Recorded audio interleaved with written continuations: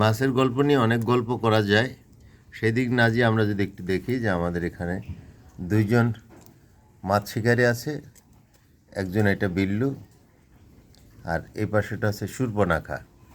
বিল্লু হাত বাড়িয়ে দিল ধরার জন্য, ট্রাই করছে যে মাছগুলো ধরা যায় কিনা। তারপরেও শূর্পণখা হাত বাড়াচ্ছিল, কিন্তু বিল্লুর অনেকটা সাহস বেশি মনে হয়। এই কারণেই সে ধরার চেষ্টা করছে যে কি নড়ছে। এই যে আর হাত দিতে গিয়েও সে হাত দিল না। তবে এই মাছ বাড়িতে আনার মজা হচ্ছে যে বউকে খুব ভালোবেসে বলতে, আমি তোমাকে খুব ভালোবাসি, খুব তোমাকে নিয়ে কত স্বপ্ন আমার আছে, তবে তুমি আমার স্বপ্ন এবং শখটুক পূরণ করার জন্য ছোটো মাছ খাওয়াবা। আর বাজার থেকে ভালোবেসে শাসন করার জন্য এই ছোটো মাছ কিনে আনতে হবে। যদিও ওই মাছ আমি কিনে আনিনি, সমুদ্র বিলের মাছ ধরা পড়েছে, সেই ধরা থেকে আমি আবার ধরে নিয়ে এসেছি, ধরা মাছ ধরে নিয়ে আসছি আর কি। অর্থাৎ আমার বড় কুটুম ধরেছিল, ছোট কুটুম ধরেছিল, সেই কুটুম বাড়ির মাছ আবার এখানে নিয়ে আসে। বড় কুটুম মানে আমার যে সরকারি বন্দোবস্ত করা বন্ধু, তার ভাই, অর্থাৎ আমার ছেলে মেয়েদের মামা তারা হয়। এখন দেখা যাক এই শূর্পণখা এবং বিল্লু কি বোঝাতে চায় ছোট মাছ নিয়ে।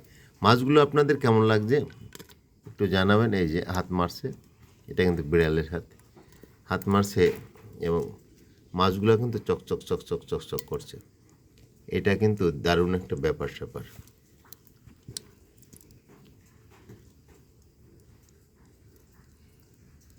যাই হোক, আমরা গুছিয়ে নেই, যে হাত মারছে, ধরবেই সে প্রত্যাশা ওদের আছে।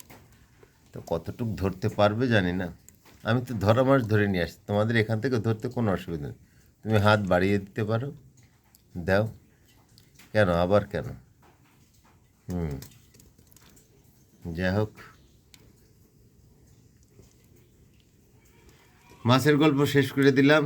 আপনারা একটা ভালো যুক্তি দিলাম আর কি, যদি শায়েস্তা করতে চান তাহলে বাজার থেকে এরকম চুনো মাছ, মানে ছোটো জাতের মাছ আর কি, নদীর মাছ আমরা বলে থাকি, এরকম ছোটো জাতীয় যত রকমের ছোটো মাছ আনা যায়, এনে বউকে খুব নালিয়ে পুলিয়ে বুঝিয়ে ভালোবেসে তার কাছে দিয়ে দিতে হয়। তার দেখা যাবে যে ঘাড় ফেটে চৌচির হয়ে যাবে, এরকম একটা অবস্থায় গিয়ে দাঁড়াবে।